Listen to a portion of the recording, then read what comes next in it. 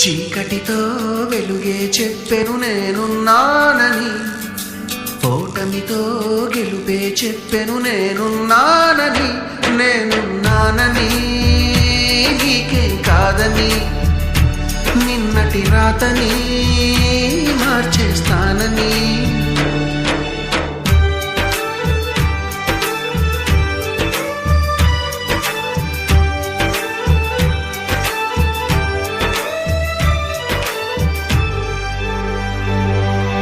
తగిలే రాళ్ళని పునాది చేసి ఎదగాలని, తరిమే వాళ్ళని హితులుగా తలచి ముందుకెళ్ళాలని.